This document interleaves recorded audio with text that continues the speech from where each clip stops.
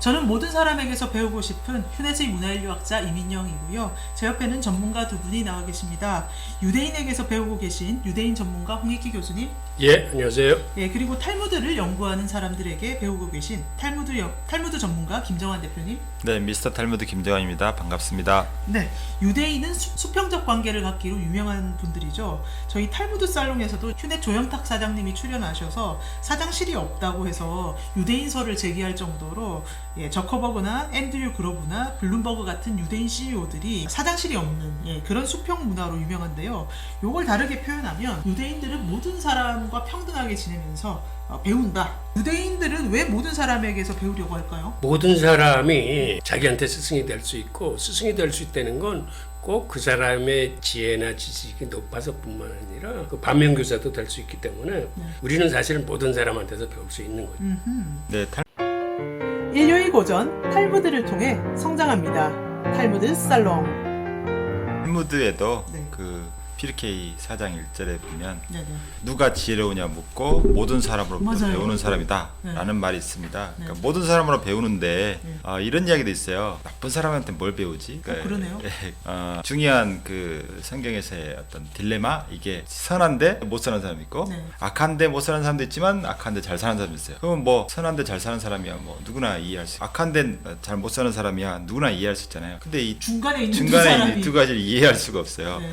선한데 잘못 사는 사람들, 예를 들면 뭐 선한 일을 하는데 정말 고통받는 사람도 있고, 뭐 독립투사로 살다가 자기 자손들조차도 어렵게 사는 사람들이 많잖아요. 그런 사람이 있는 반면에 강제로 정권을 탈취하고도 뭐 떵떵거리고 사는 사람도 있고, 그것도 심지어 장수까지 하고 그 많은 재산을 또 물려주기까지 하고, 네. 그런 자손들이 또 떵떵거리면서 잘 살고. 네. 이렇게 보면 세상 이거 선하게 살아야 될지 약하게 살아야 될지 헷갈리게 하잖아요. 네. 그런데 이 경우 뭘 배우냐 이거죠. 네. 아까 반면교사라는 얘기를 하셨는데. 그러니까 라피들은 그렇게 이야기합니다. 네. 선한 사람이 고통스러운 삶을 사는 것은, 에서 배울 수 있는 것은 악한 사람은 오죽하랴 이런 거고, 악한 사람이 잘 살아요. 그러면은 선한 사람은 오죽하랴, 이걸 배울 수 있다고 해요.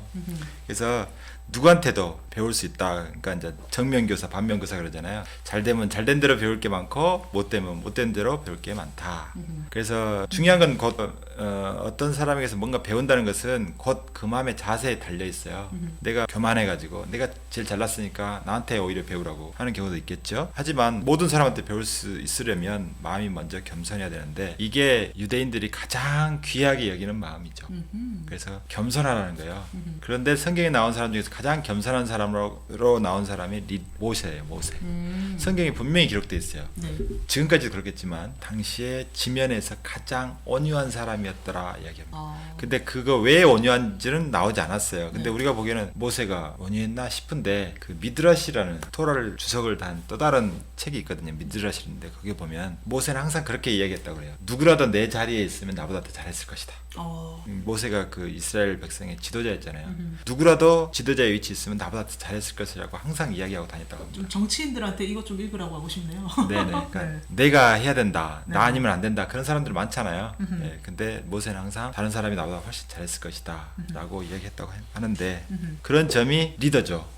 그렇기 때문에 남을 세워줄 수 있는 거예요. 나보다 네. 더 잘할 사람이니까 더 잘 세워주는 거죠. 그리고 그 사람한테 배우려고 하는 거죠.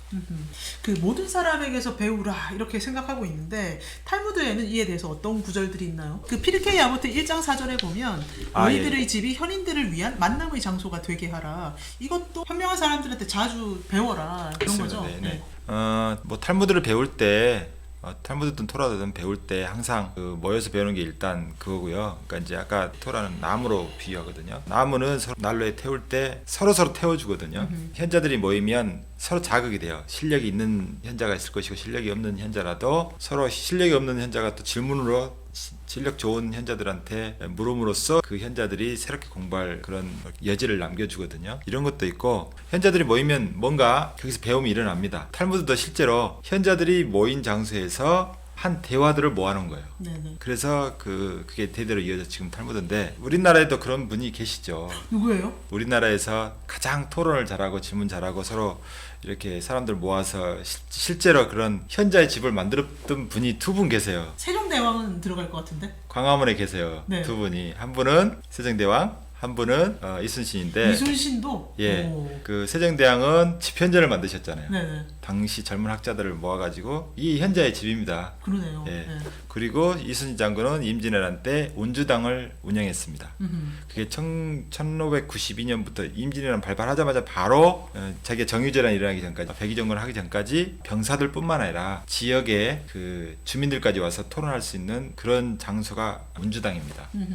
그러니까 당시 이순신 장군은 해군이 아니라요. 그때 당시에 제독이었죠. 근데 그 전에 경력이 육군이었어요. 육군. 여진족 그쪽에서 여진족을 방어했던 그런 육군이었는데 자기가 해군은 잘 모르잖아요. 네. 그러니까 수군 통제사가 돼가지고 제독이 된 거죠. 그 물길 같은 거 알아야죠. 자기가 바다를 모르니까. 그러니까 주위의 여부들 다 모아가지고 이런 작전 세우려는 당신의 의견 어떠냐, 물길은 어떠냐, 그다음에 섬 그런 거. 그야말로 모든 사람에게 그렇죠. 배웠네요. 그래가지고 전략을 세우고 그대로 했기 때문에 잘 됐어. 23전 23승에 이 세계적인 기록을 남겼고요. 네.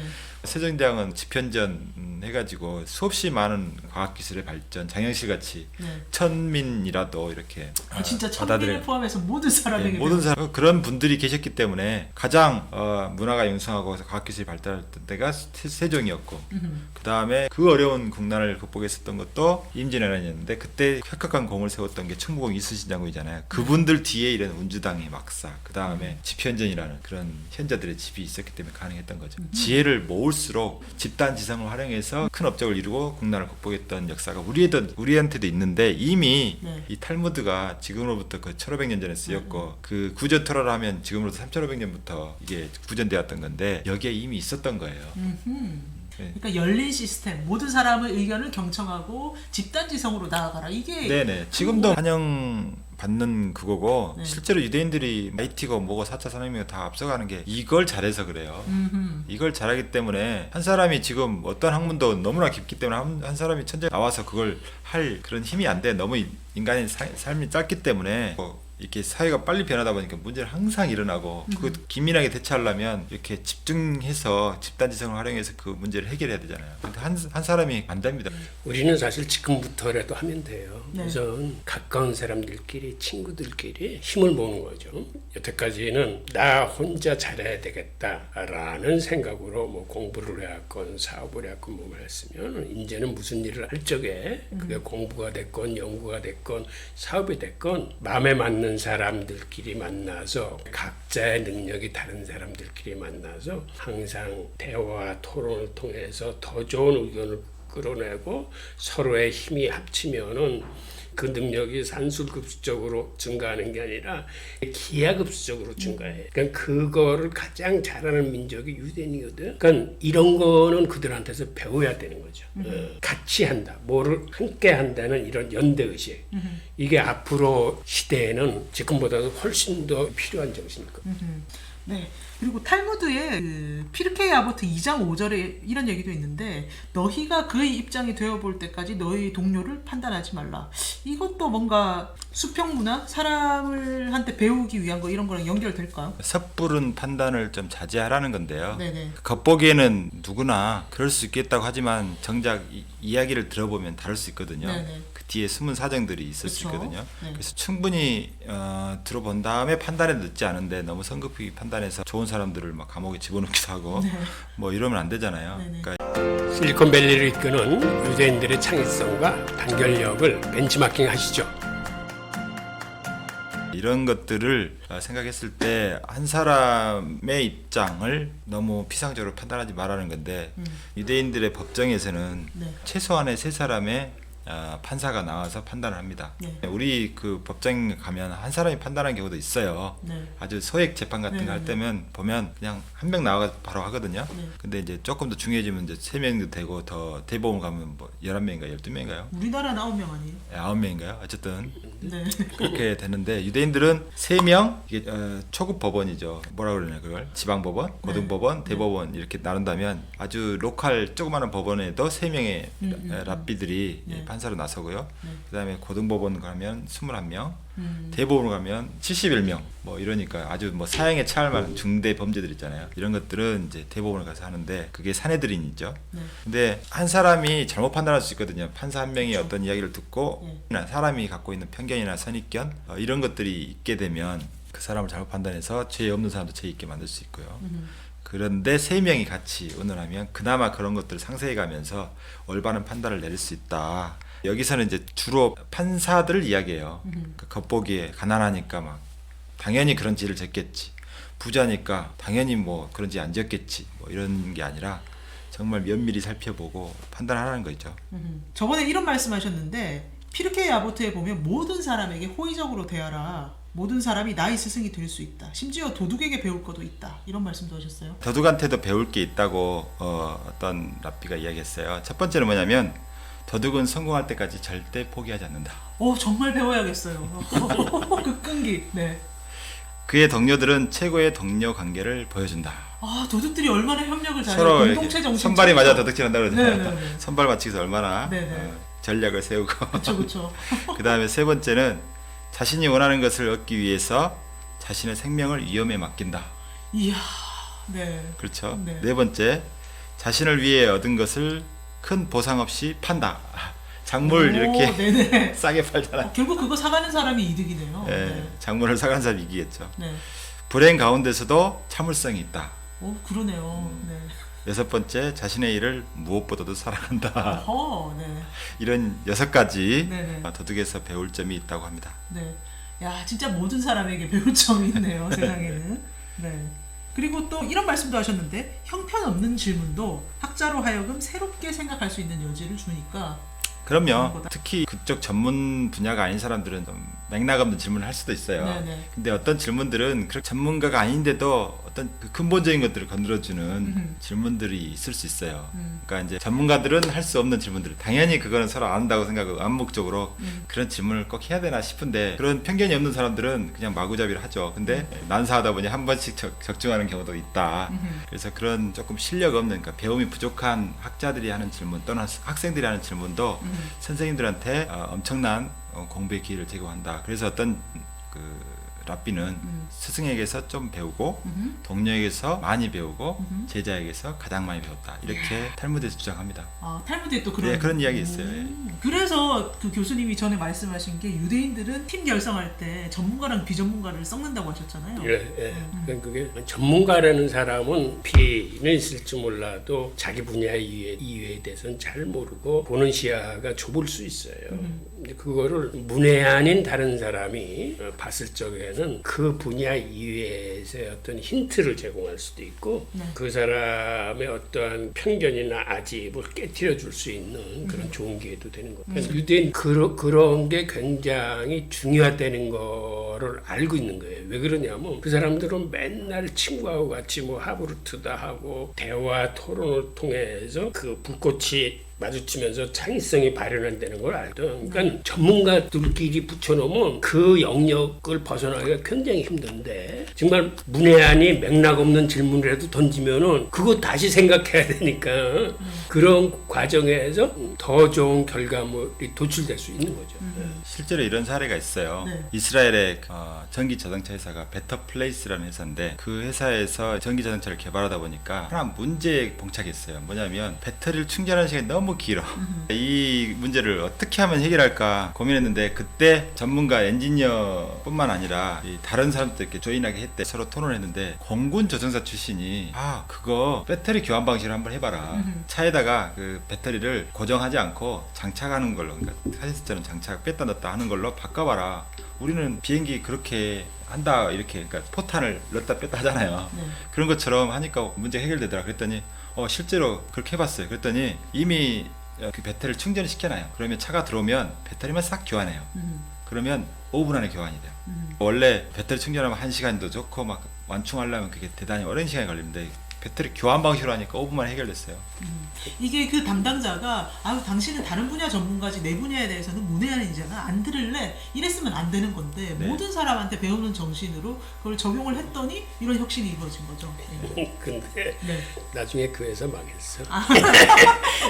왜 망했어요? 이렇게 열린 정신으로. 그 당시에는 굉장히 센스였고 네. 이스라엘 대통령도 관심 보이고 전폭 지원해 줬는데, 그 후에 테슬라가 나오고 이온전지 나오고 뭐 하면서 그보다는 이제 다른 방식으로 간 거지.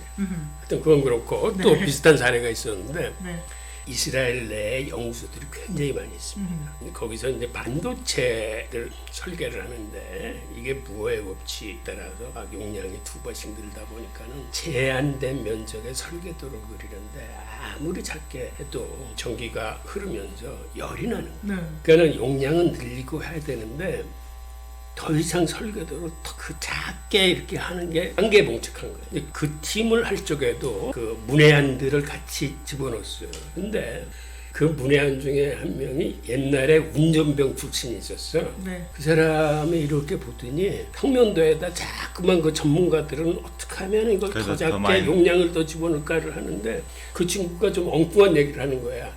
그 자동차의 그 기아 바꾸는 거 보면은 그게 평면으로 안 돼 있고 이렇게 복층으로 돼 있는데 그거 복층으로 하면 안 돼?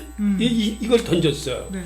그러니까 그 전까지는 그때 전문가들이 그 생각은 못한 거야. 이게 층층이 쌓겠다는 생각으로. 네. 그냥 평면에 딱 그리던 그 반도체 설계도를 그 후에 그 친구의 아이디어를 받아가지고 복층으로 자기 시작해서 그 문제를 해결한 이야. 거야. 그때도 문해안이 큰 저거를 한 거야. 그러면은 조직에서도 사장이 모든 걸 내가 다 알아. 신입사원들은 그냥 내가 시킨 대로 해. 이게 아니라 신입사원들한테 사장이 많이 들어야 조직이 발전할 수 있고. 그러면 네. 그게 사실은 그 후추파 정신이나 평등 사상의 기본이에요. 네네. 그러니까 상대방을 나 동등한 인격체로 본과 동시에 그 친구가 경험이 일천하고 지식이 짧다 하더라도 그 친구한테서도 뭔가 배울 구석이 있을 거다라고 네. 그러니까 자기의 오류의 가능성을 인정하는 게 네. 그게 경청의 자세이자 네. 그게 사실은 평등 사상을 몸에 체화시켜서 커뮤니케이션. 대한민국의 질문과 토론의 문화를 함께 만들어 가시죠. 근데 사장한테는 요즘에 꼰대가 되지 마라, 열심히 들어라, 수평적으로 소통해라 이런 꿀팁 어드바이스 조언 엄청 많은데 신입사원들한테는 그렇게 많이 없는 것 같아요. 근데 그게 네네. 어떤 커뮤니케이션의 스킬이나 방법론으로 다가가면 난 안 된다고 생각해요. 네. 사실은 조직체 내에서 커뮤니케이션을 한다고 뭐 맥주의 밤도 하고 맞아, 뭐 맞아. 여러 가지 종류를 진짜 하는데 별걸 다 해요. 근본적으로 네. 마음속에 상대방을 나 동등한 인격체로 생각하는 평등 사상이 깔려 있지 않으면 그건 하나의 스킬이에요, 스킬. 네네. 스킬은 사람의 마음을 그렇게 열지 못합니다. 사람의 마음을 여는 거는 정말 팀장이 혹은 경영층이 뭔가 자기 얘기에 귀를 기울이고 설사 내가 경험이 일천해서 맥락 없는 소리를 하더라도 그것의 진위를 파악하려고 격려하고 자기를 품는 거를 느낄 적에 네. 사람은 다 알아. 느낌으로. 네. 그러면 자기가 조직에 충성하게 되고 일을 더 하게 되는데 어떤 스킬이나 방법으로 이 대화로 꾸려가려고 하면은 그거는 영속성이 없다. 그러면 팀장이나 위에 경영층이 신입사원 말 들을 생각도 없고 그런데 그거는 유대인들의 그 법원에서 좀 풍경을 살펴보면 힌트를 얻지 않을까 그런 생각을 하는데 첫 번째 그 재판가 아까 3명의 최소 3명의 또는 뭐 많으면 70명까지 넘잖아요. 71명까지 넘는데 그때 재판할 때 항상 지켜야 될 원칙이 가장 나이 어린 사람부터 발언하게 하는 거예요. 가장 또 경험이 없는 순서대로 그렇게 합니다. 네. 그건 아주 좋은 거네. 예. 그리고 만장일치는 없다. 네. 예. 항상 최소한 2명의 차이는 나와야 돼요. 그러니까 만장일치가 되면 뭐가 문제가 있다고 보는 거예요. 네. 그 순서를 어린 사람부터 하는 이유는 그러니까 가장 경험이 많고 지위가 높은 사람이 먼저 말해보면 더 이상 할 말이 없어요, 사실은. 네. 그분이 가장 잘하니까 네. 내가 무슨 말 해봐야 저렇게 폭도 깊고 넓게 말하시는 분의 그런 의견을 따라갈 수는 없잖아요. 네. 그러니까 미리 포기합니다. 근데 그런 걸 전혀 안 알려주고 먼저 너부터 이야기. 순서대로 하면 그리고 잘 들어주면 신나죠. 네. 신입사원도 신나고 네. 또 이제 칭찬도 해주고 이런 부분은 당신 참 좋은 지적했다. 우리가 생각해 보겠다. 이런 식으로 나가면 발언할 때 기분 좋아서 다음에 또 회의할 때 자기가 또 어떤 발언을 할까 미리 준비하기도 하죠. 그러니까 리더의 가장 큰 덕목은 내가 틀릴 수 있다는 걸 인정하는 거예요. 네네. 그래야 모든 사람의 말에 귀를 기울일 수 있는. 내가 사실 다 안다라고 생각하면 네네. 귀 기울이는 척하고 행태를 해도 그거는 경청의 자세는 이게 안 되죠. 그러면 꼰대 상사, 꼰대 CEO를 둔 회사의 그냥 일반 직원은 어떻게 할 것인가? 이게 우리 애청자분들이 궁금하실 거예요. 안 듣는다고 포기하고 있을 수는 없잖아요. 내가 볼 때 이게 굉장히 혁신적이고 새로운 건데 이거 좀 해보세요라고 얘기를 하고 싶은데 저 꼰대들이 안 들을 것 같아. 그럼 어떻게 해야 될까요? 아니 그래도 네네. 그런 거는 쌍방관계이기 때문에 네. 양측에 다 책임이 있어요. 네네. 그러니까는 예를 들어서 리더가 자기의 확고한 생각과 판단으로 인해서 움직이지 않으면 밑에 있는 그 팀원이 의견을 전달할 때 그 사람을 설득해야 될 사실은 의무도 있는 거예요.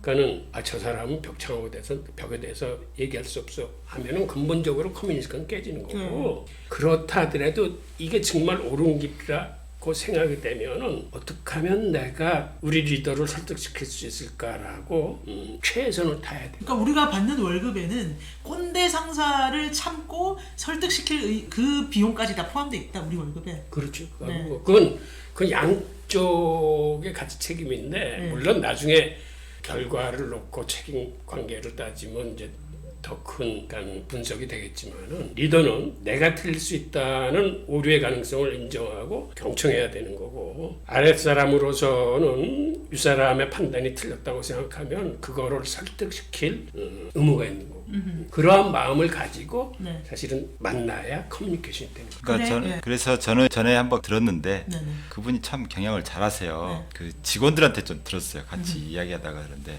그 사장님은 이 질문을 그렇게 많이 한대요. 일단 보고하러 들어가면 이에 대해서 계속 질문하는 거예요. 그러면은 처음에야 뭐 깨지고 나오겠죠. 두 번째, 세 번째 깨질 수는 없으니까 예상 질문을 쫙 만들어 갖고 그게 답을 충분히 자료까지 전부 준비해가지고 머릿속에 입력하고 들어간다는 거예요. 그러니까 사장이 설득되더라는 거죠. 아하. 그러니까 이제 사장님이 직접 많은 말을 이렇게 훈시하듯이 하는 것보다 질문으로 많이 하면 서로 커뮤니케이션에 도움이 되지 않을까. 왜 의미가 있는지, 매출에 어떤 영향을 미치는지, 우리 사회, 우리 회사에 어떤 좋은 일에 기여하는지를 논리적으로 설명할 수 있다면 그것도 좀 받아들일만 하죠. 근데 그런 검증 과정도 안 거치고 받을 수는 없죠. 이제 그렇게 하려면 질문하는 리더십이 매우 필요하다. 저는 그렇게 봐요. 네네. 네네. 자기의 오류성을 인정함으로써 네. 억수로 돈 많이 번 사람이 있어요. 오 누구예요?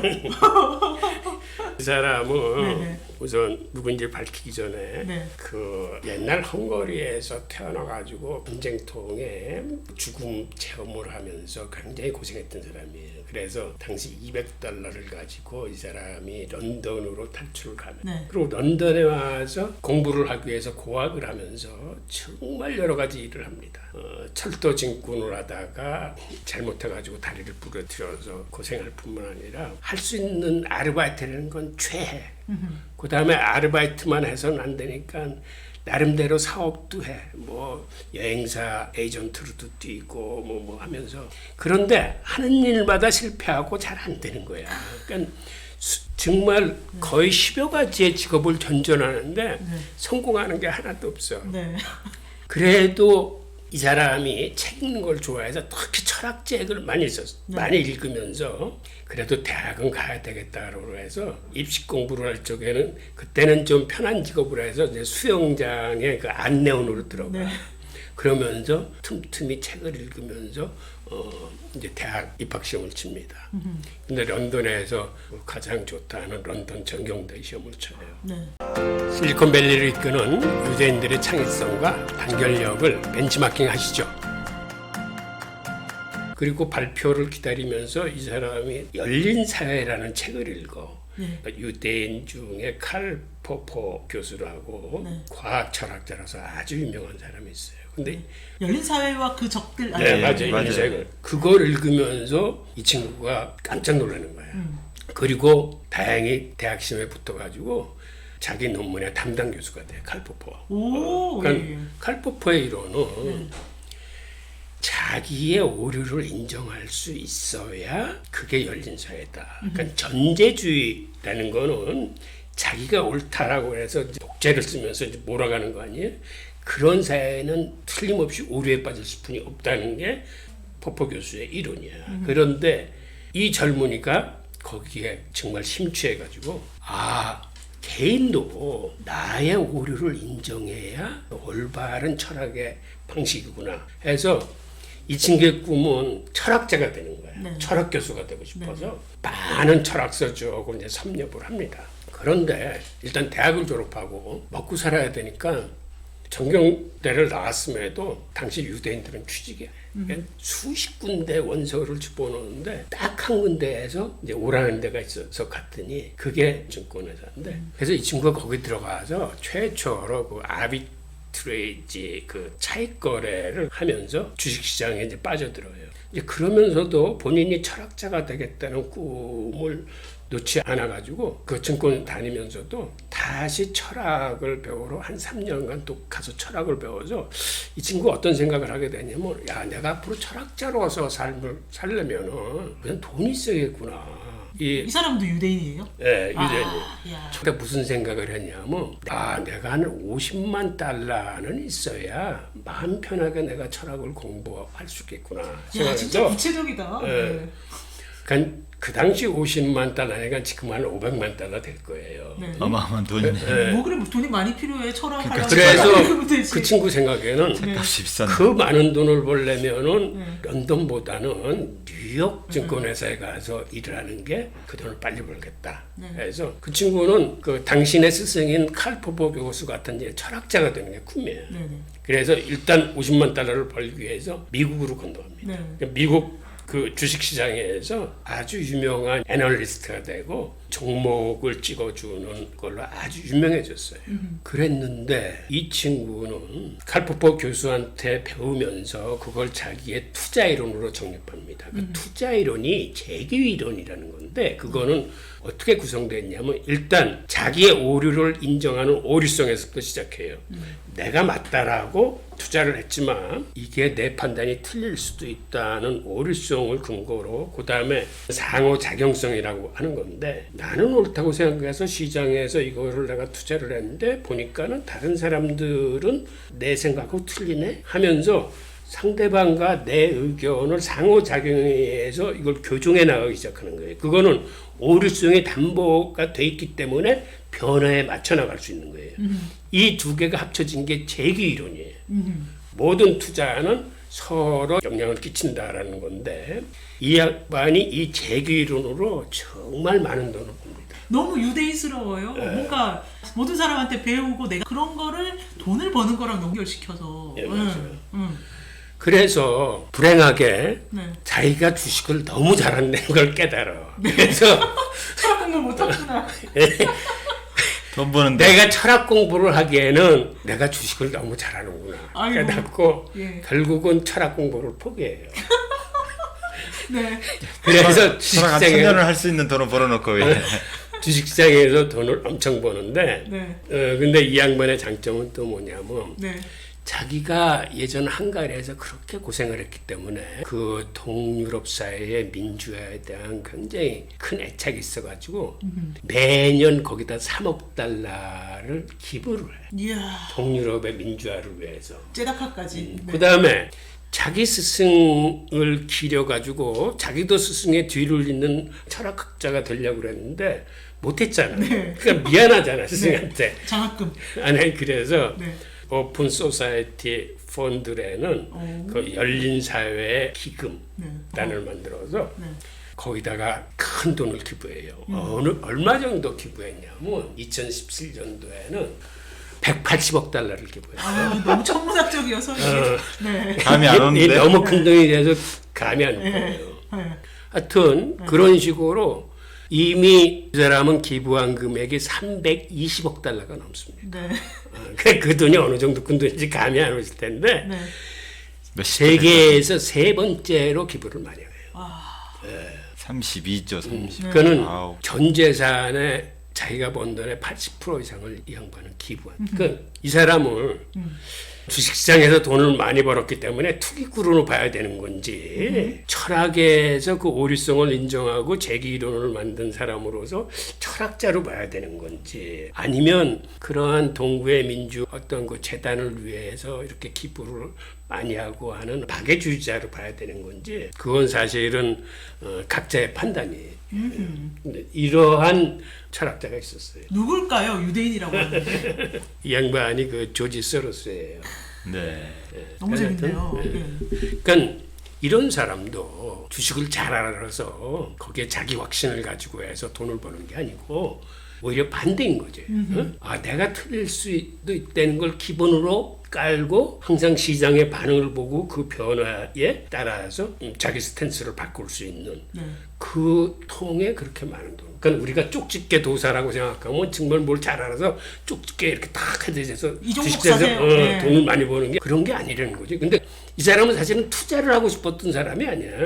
자기가 철학자로서 길을 가기 위해서 그런 이론을 만들었는데 그게 투자판에서도 그대로 적용이 되는 거죠. 그러니까 자기의 오류성을 인정했기 때문에 그 많은 돈. 여러분도 자기 오류성을 인정하고 돈 많이 버시기 바라고요. 요즘 네. 동학 개미들이 많이 참고를 한다고 네, 네. 그러는데 네. 뭐 그 이야기는 좀 아시나요?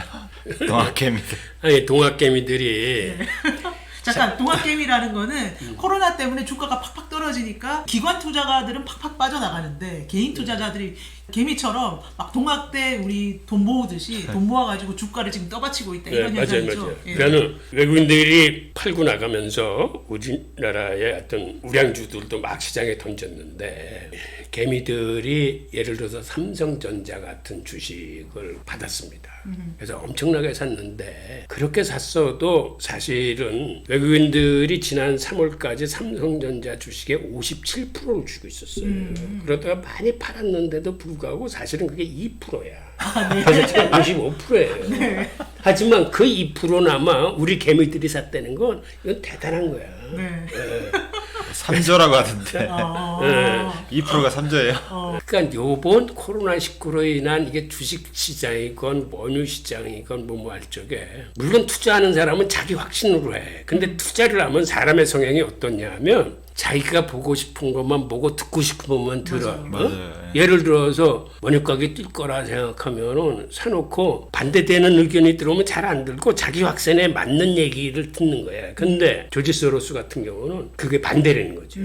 자기 확신에 의해서 샀지만 사고 나서 그 리액션 오는 어떠한 그 작용이나 이런 것에 대해서 내가 틀릴 수 있다는 걸 기반으로 했기 때문에 그거를 겸허하게 받아들인 거죠. 그러니까 내가 듣고 싶은 소리만 듣는 게 아니라 내가 미처 듣지 못했던 얘기나 반응들을 자기 걸로 흡수하는 겁니다.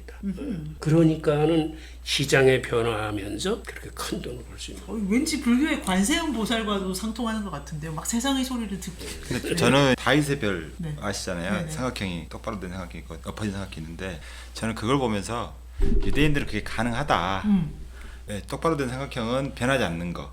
반대로 된 삼각형은 변하는 거거든요. 그러니까 우리가 강물에서 허우적거리지 않으려면 뭔가 단단히 치고 있는 게 있어야 돼요. 뭐 기둥을 치고 있든 바위를 잡고 있든 그런 다음에 뭐 헤쳐나갈 수도 있고 그런데 그런 거 없이 변화에 계속 휘말리다 보면 어느 소용들에 휘말릴지 모르잖아요. 그러니까 유대인들은 토라나 탈무드에서 배우는 어떤 변하지 않는 뭔가를 지고 있다는 거지. 그게 뭐 오류성이라는 거. 우리 인간은 모두 오류를 갖고 있기 때문에 또 선입견이나 편견에 휩싸일 수 있기 때문에 이런 걸 인정하고 그 안에서 자기 취사 선택하는 거죠. 이렇게 그렇지 않으면 변화에 그냥 휘말려 버리는데 변하지 않는 것에 딱 이렇게 닷을 내리고 그 다음에 자기가 필요한 것들을 취사 선택해서 거기에 가치를 만들어낸 것이 아닌가. 조지 소로스가 유대인이기 때문에 그런 생각을 한 게 아닌가 그런 생각이 들어요. 그게 네.